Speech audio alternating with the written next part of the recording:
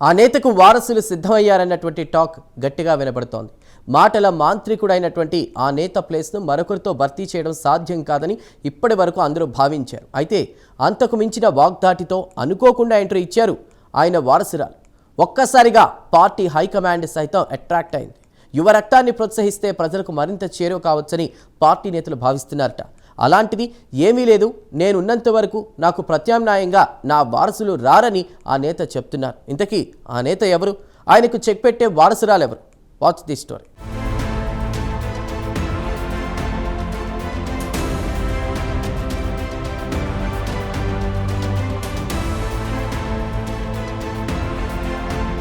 అంబటి రాంబాబు పేరు పెద్దగా పరిచయం చేయవలసిన అవసరమే లేదు.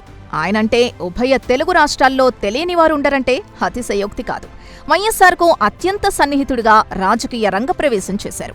రాజశేఖర్ రెడ్డి సహకారంతో ఒకసారి రేపల్లె నుంచి ఎమ్మెల్యేగా ఎన్నికయ్యారు. తర్వాత ఓటమి పలకరించడంతో ప్రత్యక్ష రాజకీయాలకు దూరంగా ఉన్న రాజశేఖర్ రెడ్డికి ఫాలోవర్గానే కొనసాగారు. రాజశేఖర్ రెడ్డి మరణం తర్వాత జగన్ వెంట నడుస్తున్నారు కూడా. సత్తెనపల్లి నుంచి 2014లో ఓటమి పాలయ్యారు. 2019లో విజయం సాధించి జగన్ కేబినెట్లో మంత్రిగా కూడా పనిచేశారు.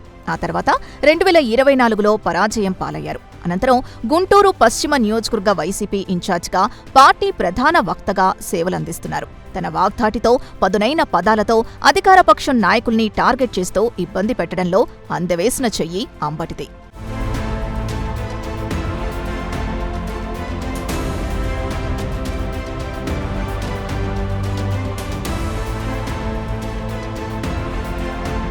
అయితే సీఎం చంద్రబాబుపై అనుచిత వ్యాఖ్యలు చేశారంటూ అంబటి ఇంటిపై టీడీపీ నాయకుల దాడి, వాహనాల దహనం, అరెస్ట్, రిమాండ్ అన్నీ చకచకా జరిగిపోయాయి.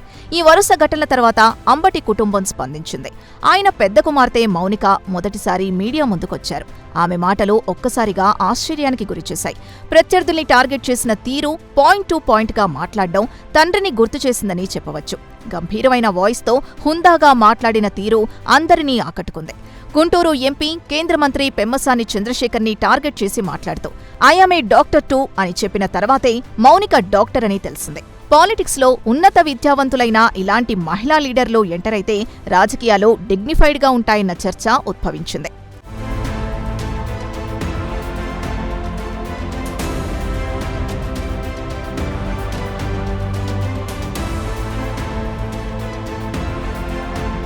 ఇక వైసీపీ అధినేత జగన్ అంబటి రాంబాబు ఇంటికి వెళ్లి ఆయన కుటుంబాన్ని పరామర్శించారు.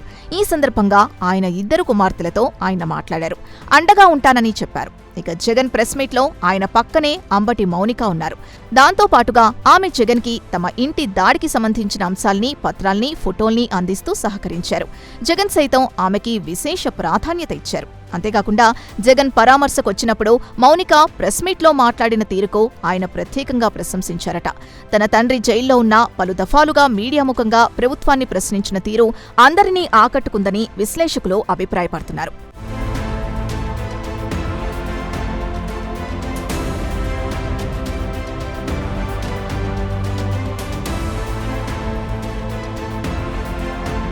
అప్పటి నుంచి మౌనిక రాజకీయాల్లోకి వస్తారంటూ ప్రచారం ప్రారంభమైంది. సోషల్ మీడియా అయితే ఒక అడుగు ముందుకేసి అంబటిని పక్కకు పెట్టి ఆయన కూతురు మౌనికకు గుంటూరు పశ్చిమ సీటు కేటాయిస్తారన్న ప్రచారం ఊపందుకుంది. రాజకీయాల్లోకి ఎంటరైతే ఆ పార్టీలో కీలక మహిళా నేతలుగా ఉన్న రోజా, విడుదల రజనీని సహితం డామినేట్ చేస్తారన్న చర్చ కూడా సోషల్ మీడియాలో జరుగుతోంది. అంబటిని మీ వారసురాలిగా మీ కుమార్తె వస్తారని ప్రచారం జరుగుతోంది. అది నిజమా అని ప్రశ్నిస్తే తన కుమార్తెల్ని చూసి తనకు చాలా గర్వంగా ఉందంటూ తానుండగా వాళ్లు పాలిటిక్స్లోకి రారని అన్నారు. అయితే జగన్ రాజకీయాలు డిఫరెంట్గా ఉంటాయని, పార్టీకి ఉపయోగపడతారని భావిస్తే చివరి నిమిషంలో వారికి సీటిస్తారని, ఇలాంటి ఘటనలు 2019, 2024లో చాలా జరిగాయని రాజకీయ విశ్లేషకులు చెబుతున్నారు. ఒక యాడ్లో మరక మంచిదే అన్నట్లు, సంక్షోభం నుంచే అవకాశాలు అందిపుచ్చుకోవాలి అని చంద్రబాబు అన్నట్లు అంబటి అరెస్టు నుంచి ఒక నాయకురాలు ఉద్భవించిందని అంబటి అభిమానులు అంటున్నారు.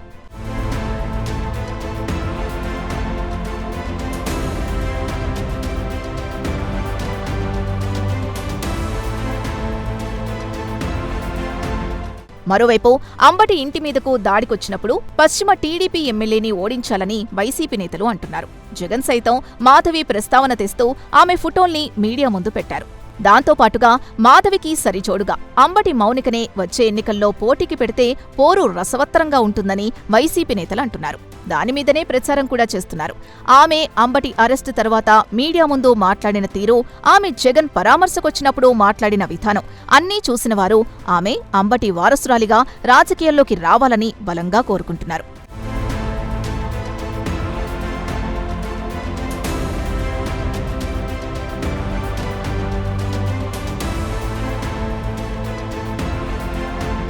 ఇదిలా ఉంటే గుంటూరు పశ్చిమలో వైసీపీకి ఇప్పటిదాకా గెలుపు లేదు.